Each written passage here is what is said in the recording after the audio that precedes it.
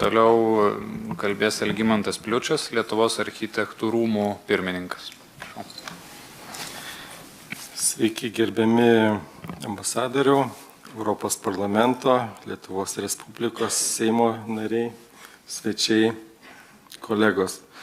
Pirmiausia, labai noriu padėkoti už svarbę konferencijos temą, liečiančią mūsų visų saugumą ir pasirengimą galimo karo atveju. Atstovauju Lietuvos architektų rūmus ir man labai džiugu, kad architektų rūmai yra pakviesti į šią diskusiją. Mes kaip ir tiesiogiai nesam susiję su organizacija su saugumu, bet vienijam atestuotus projektuotojus, profesionalus. Ir jau tik prasidėjus karui, praktiškai per vieną mėnesį iniciatyvinė architektų grupė atnešė architektų tarybai leidinį su pristatydami, ką reikia daryti, kaip reikia ruoštis karui, nes tokių kaip ir normų Lietuvoje nebuvo. Tai įsijungėme visas grupės vyriausybei, padėjom konsultuodami, labai ačiū ir Suomių kolegom ir Suomijai, nes mes praktiškai iš jų pirmiausia tas normas ir išsivertėm. Tai dalyvaudami parašėm tokią informacinę priemonę, skirtą architektams, pilietiškai nusiteikusiai visuomenės daliai, kiekvienam piliečiui, kur galėtų paskaityti, kaip įsirengti, galbūt pasitobulinti savo darbo, gyvenamą erdvę. Tas leidinys buvo pristatytas jau daug kartų, aš turbūt nebesikartosiu, tik tai gal paskui pabaigoje kelis dalykus dar priminsiu. Taigi po to, bet praktiškai po 2 metų nuo karo pradžios išėjo jau normatyvinis dokumentas, kaip reikia projektuoti tas slėptuves, kolektyvinės apsaugos statinius ir priedangas. Tai reiškia, kad realiai nuo to laiko tik pradedamiems projektuoti pastatams jau atsirado poįstatyminis reguliavimas. Tobulas jis ar tobulintinas gal ne taip svarbu, bet svarbu tai, kad pirmieji pastatai suprojektuoti pagal šitas normas geriausiu atveju projektuojami ir dar tik pradedami statyti. Tai reiškia, kad naujų priedangų greituoju metu tikrai daug neatsiras. Neatsiras jų ir mažesniuose miesteliuose, provincijose, nes ten nevyksta ir didelių investicijų, statybų, o ir reikalavimai taikomi ne visiems pastatams, nebent ten būtų koks prekybos centras, gamykla arba kažkoks didesnis objektas. Dabar kam priedangos yra privalomos? Tai jos yra privalomos daugiabučiam gyvenamiesiam namams, kurie turi daugiau nei 5 aukštus. Tai čia yra keletas, nieko aš apie tos projektus nei blogo, nei gero nekritikuoju, bet iš tikrųjų norėjau parodyti, kad šitiem kvartalam priedangos yra neprivalomos ir greičiausiai, kad jos ir neatsiras šituose projektuose. Mes pagal savo normas galim turėti nedidelį 6 aukštų vertikalų daugiabutį, kuriam bus tik tai 12 būtų ir priedanga bus privaloma. 5 aukštų gyvenamajam kvartalui, kaip rodau, priedangos nebus, nors turim tam visas galimybės, turim požeminį parkingą, turim stiprias perdangas ir visa kita. Architektai, mūsų nariai visada skatina vystytojus, vystytojai taip pat sąmoningi yra pirkėjai. Ir jie turbūt tas greičiau ir projektus pirktų, kur yra priedangos. Tačiau turim tokių likusių ir apribojimų, kaip pavyzdžiui, turim požeminę parkavimo aikštelę, kodėlgi nepadaryti priedangos, o greičiausiai padaryti nepavyks, nes pavyzdžiui, priedanga pažymėta raudonai, kiek jos reiktų, o viso to parkavimo aikštelės patalpos negalima registruoti pagal mūsų normas kaip patalpą.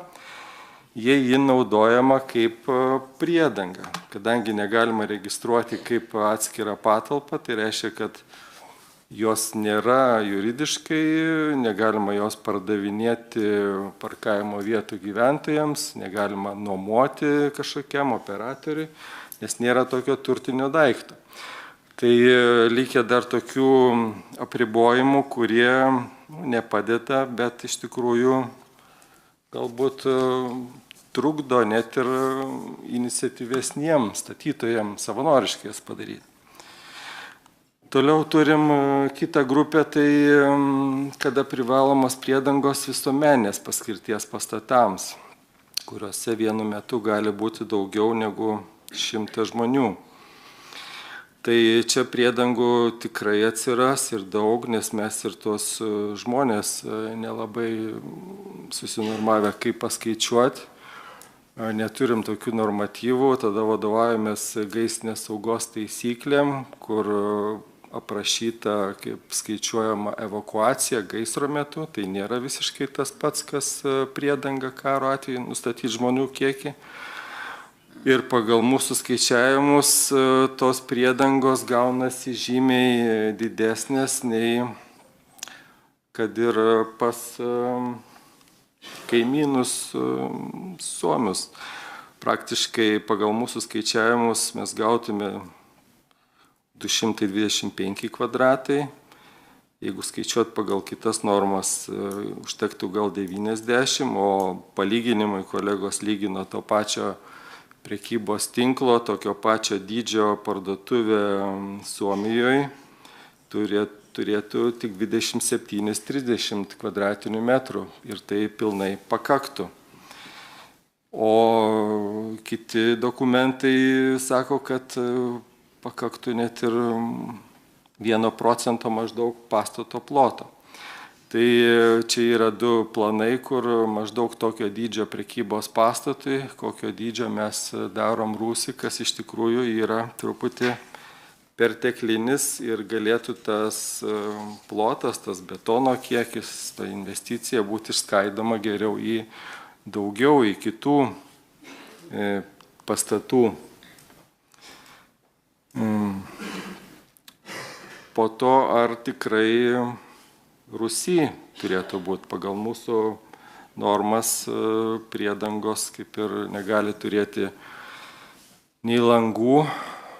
Antžeminėse dalyse patalpos dažniausiai turi langus, bet to, kaip minėjau, tokio dydžio antžeminiai daly labai sunku rasti vieną patalpą, kuri būtų pritaikyta.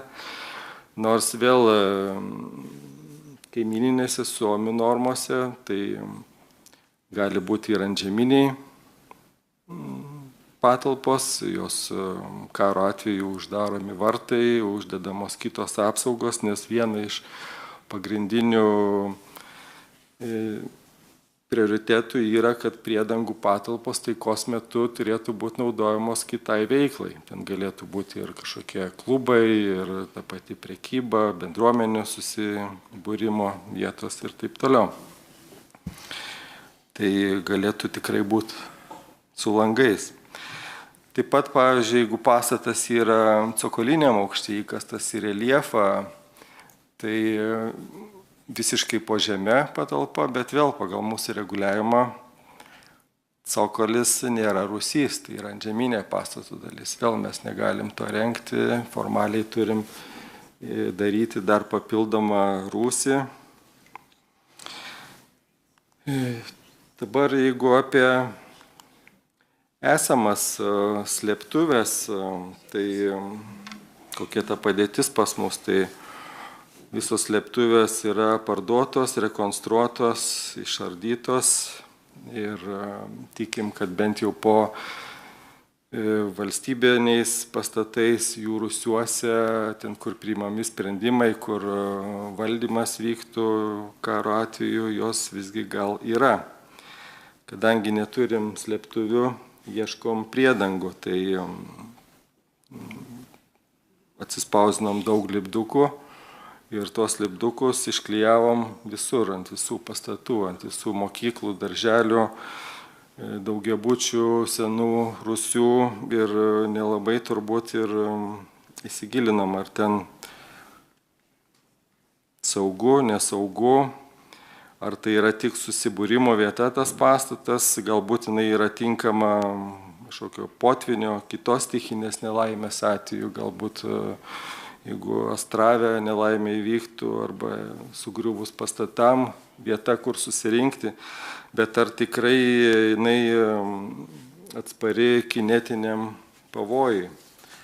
Kaip pavyzdžiui, darželiai, žinau, kad ir mano rajone, kur gyvenu, yra mokykla, darželis, tai tikrai nerekomenduočiau kaimynam ar draugam ten eiti, geriau pasikvieščiau juos į savo pastato požeminį rūsį, parkingą ir mes ten žymiai saugiau pabūtume. Tai čia toks kaip ir gaunasi, kaip ir nekritikuoju, bet iš tikrųjų apžvelgiu tą esamą padėtį. Dabar kaip ir pranešimo tema nuo rūsio iki saugios erdvės, tai gal iš tikrųjų nebūtinai kartais, kad ta patalpa būtų rūsy. Svarbu, kad ji būtų saugi. Kiekviena situacija, kiekvienam miestelėje mažesniam, kiekvienam rajone galbūt nutolusiam nuo centro yra skirtingai pritaikoma, reikalaujant individualaus prieimo. Todėl dar kartą galbūt paminėčiau tas rekomendacijas, kurias parengė architektų rūmai. Juose tikrai galima rasti, kaip padaryti savo erdvę saugesnę, kaip galbūt sustiprinti, kurias patalpas galima būtų panaudoti, kad ir biurų pastatuose, kokios erdvės būtų labiausiai tinkamos, daugiabučių pastatuose, kur reiktų slėptis, net ir naujai statomų, kur galbūt išėjus iš buto kažkokiam bendram koridoriui tarp betoninių sienų, kurios yra automatiškai dėl akustikos jau betoninės, galima būtų saugiai praleisti tą trumpo pavojaus laiką. Tas priedangas galima rasti mūsų organizacijos internetiniam puslapį, prieinama, nemokama, skatinam visus naudotis, dalintis ir gal tai padės kažkiek apsisaugoti. Dabar kaip paskatintas priedangas galbūt įrenginėti tiem patiem vystytojam, fiziniam, galbūt kaip paskatinti rekonstruojant, renovuojant pastatus. Tai čia turbūt geriausias skatinimas yra galbūt per mokestinius dalykus, galbūt neįtraukti priedangos slėptuvių ploto į statomo pastato ploto, gal į mokestinį plotą, neįtraukti ant žeminės, kad ir cokoliuose, į intensyvumo rodiklį. Infrastruktūros mokestį galbūt galima būtų neskaičiuoti nuo patalpų, kurios įrengiamos ir skiriamos priedangai. Esamų pastatų galbūt atliekų mokestis galėtų būti skaičiuojamas kitaip, išminusuojant. Vienu žodžiu, instrumentų tikrai yra daug, kur paskatintų pačius gyventojus, įmonės imtis iniciatyvos ir tą daryti. Tai tiek tos apžvalgos, kiekviena aišku iniciatyva inspiruoja kitą iniciatyvą, tai po mūsų to leidinio ir kiti architektai, rūmų nariai ir iniciatyvūs piliečiai puolė ieškoti, kur tų priedangų galima būtų esamose rūsiuose, naujamiestį, senamiestį rasti, tai atsirado visokių iniciatyvų, pavyzdžiui, buvo išvalyti rūsiai, pakviestos savivaldybės kažkiek pafinansavo, šiukšlių vežėjai sufinansavo, kad už šiukšlių išvežimą bent jau nereiktų mokėti, išsivalę, susistiprino. Ačiū jiems ir tokių iniciatyvų, kad tik būtų daugiau. Tai labai aš čia daug neprigyriau, daugiau tokio gal kritinio, manau, kad mes po karo taikos metu galėsim jau pasigirti, o dabar tikrai nemetas. Tai ačiū organizatoriams už iniciatyvą, ačiū iniciatyviems visuomenės, rūmų nariams, o labiausiai tai ačiū ukrainiečiams kovojantiems už mūsų visų laisvę. Tai slava Ukrainai. Herojams slava. Suomijos ambasadorius minėjo, kad Suomiai susitaikė su realybė ir sutinka mokėti daugiau už nekilnojamą turtą.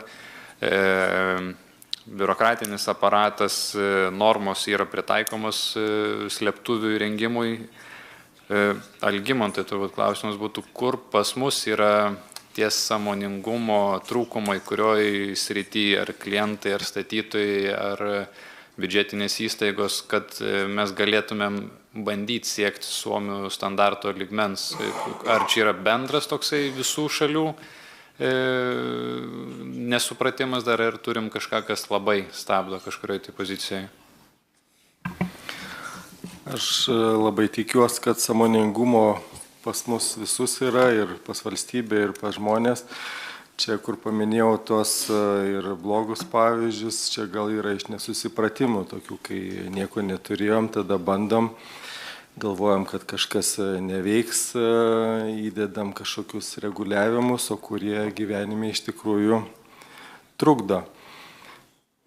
Aišku, kiekvienas turbūt savivaldybė žiūri, kaip surinkti daugiau pinigų, tai jinai to mokesčių kažkokių nepuls mažinti, statytojas turbūt žiūri, kaip uždirbti daugiau, bet kaip ir minėjau, gali būti, kad labai nedaug telieka padaryti, ir netgi jau padaryta yra priedanga, tik jinai negali būti pavadinta priedanga. Tai aš manau, kad prasidėjus karui jos savaime pavirstų į priedangas. Ir atsimenu net ir kai tik prasidėjus karui pagalvojau, o kur mano gatvėje tie senukai ir iš tų medinių namų, kur jie eis.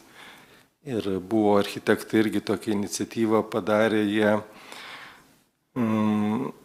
inventorizavo visus požeminius parkingus Vilniaus mieste, padaryti žemėlapį, kad visi žinotų, kur tie požeminiai parkingai. Ir nors mano namas privatus, ne kažkoks daugiabutis, aš savo parkingą taip pat nusinčiau, sakau, va, įdėkit ir mano parkingą į žemėlapį, kad šito rajono žmonės žinotų, kur ateiti. Tai aš manau, kad tas sąmoningumas tikrai ateis, net ir tai, jeigu bus toks poreikis, jis sustiprėti turėtų net. Nepriklausomai nuo tų reguliavimo visokių dalykų. Ačiū. Galima paklausti. Vėlgi turbūt pono Algimantui klausimas būtų. Prisimename, kad sovietmečiu beveik kiekviename kvartale būdavo sovietinės slėptuvės. Nepriklausomybės jau, net ne pradžioje, bet jau geram nepriklausomybės vidury, jos buvo privatizuotos, atiteko į privačias rankas. Sakykite, norėtųsi jūsų ekspertinės nuomonės, daug yra spekulacijų šito klausimu.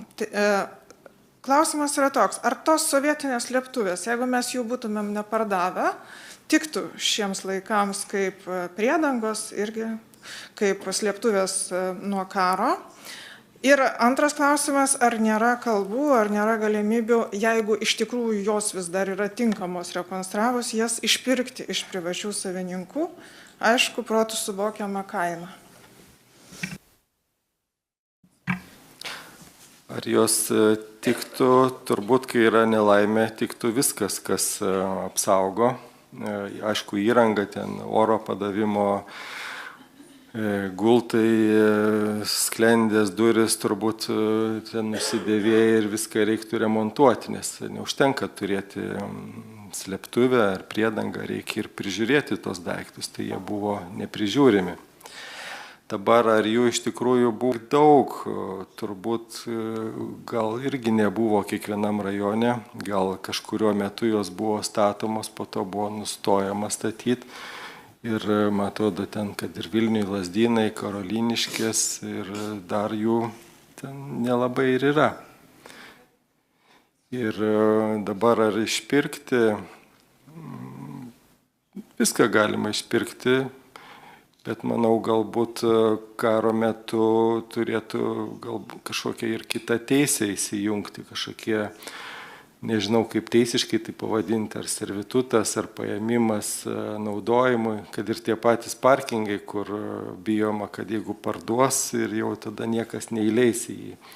tai įleis ir galbūt atsirastų kažkokia teisė, kur karo metu net yra prievolė įleisti. Tai tas pats ir su tom buvusiam slėptuvėm. Jeigu dabar ten kažkur, čia netoli, tarp kitko, yra naktinis klubas, tai ir į tą naktinį klubą, kodėl ne, aišku, ten bus kur ir atsisėsti ir greit prisitaikys kitai funkcijai.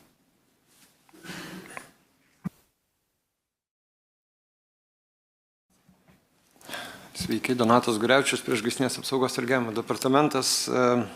Net tokia gal nelabai klausimas, bet gal labiau replika, nes girdžiu, buvo labai gražiai gerbiamo Algimanto pranešime viskas apžvelgta. Noriu patikinti, kad ir visa mūsų bendruomenė, irgi ne tik aš vienas čia atstovauju, visi stebi šitą iš tikrųjų šaunę besitęsiančią tradicinę konferenciją nuotoliu. Ir tikrai sekam tos dalykus ir jeigu kalbant apie priedangų tematiką, kažkiek su gerbiamu Algimantu susiskambėti su tuo, kad iš tikrųjų pradėjom nuo nulio. 22 metais neturėjom netgi tokios savokos kaip priedanga. Neturėjom, ką tik paminėjot, slėptuvės, jos visos iš tikrųjų išgyvenom tą 90-ųjų pradžią, kai iš tikrųjų ne tie dalykai rūpėjo, o dar įstojus iš tikrųjų tokius patikimus partnerius kaip ES, NATO, irgi atsirado toks, iliuzija, kad tikrai mes būsim ginami tuo didžiuliu skėčiu. O realybė 22 metai parodė visiškai kitą dalyką ir tikrai stebėjau ir pats irgi dabar čia žiūrėdamas jūsų pranešimą žiūrėjau tą daugiabutį, kuris ir čia su šalia sėdinčiu dar susikalbėjom, tikrai 5 aukštų, lyg tai atrodo pagal krizių valdymo ir civilinės saugos įstatymą, kuriame ir atsirado šitos nuostatos, kad turi būti priedangos, turėtų būti priedanga, bet jau tada galima buvo prognozuoti, kad pradėsim matyti statyti 4 aukštų su mansarda, reiškia daugiabučius, kaip apeiti šitą gyvybę saugantį, išsaugantį ir aišku kainuojantį dalyką. Neturėjom kaip Suomija ilgalaikės 10-mečius trunkančios strategijos, turėjom iliuziją 2006 metais panaikinam slėptuvių statybos techninį reglamentą, dokumentą, kur galima pasižiūrėti ir iš tikrųjų pradėjom nuo nulio. Bet kas padaryta ir atreaguojant į tai, kad tai nėra vien tik tai lipdukai. Iš tikrųjų pradėjom nuo nulio, kai inventorizavom absoliučiai visus rusius, pusrusius, stokolinius aukštus ir mūsų tarnybos žmonės irgi negalvodami apie tai, ar čia mūsų funkcija ar ne, ėjo kartu, bendravo, nes tai buvo vienas iš būdų, kad mus įsileistų kažkas į rusius. Kai žmonės jautė nerimą 22 pavasarį, iš tikrųjų buvo padarytas didžiulis darbas.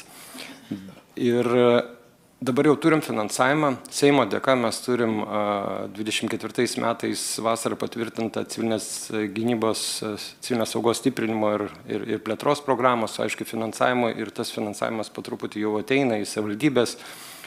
Yra aiškus, konkretus dydis, kaip tuos rusius atrinktus, lipdukais apklijuotus, kaip jūs sakot, kai kurie galbūt taip ir nusidėvėję, reikia atnaujinti. Ir čia turim visi būti viename lygmenyje ir suprasti.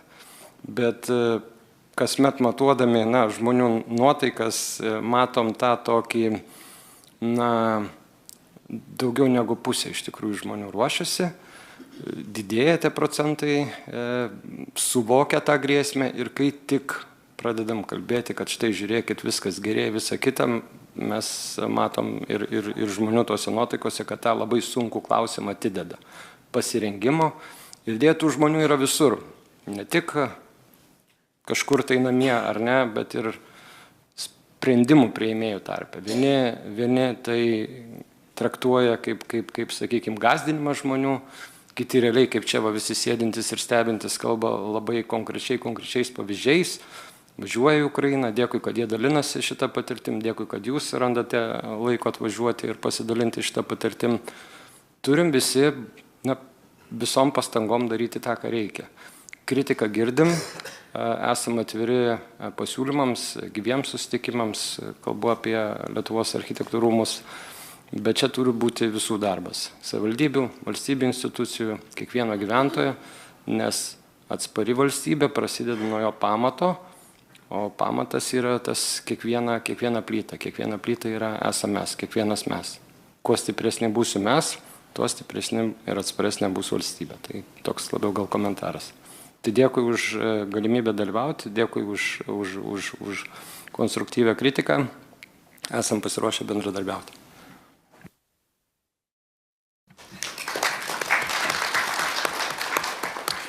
Ačiū už komentarą, ačiū pranešėjam, ačiū klausimam ir mes savo sesiją baigiam ir perduodu žodį Mildai.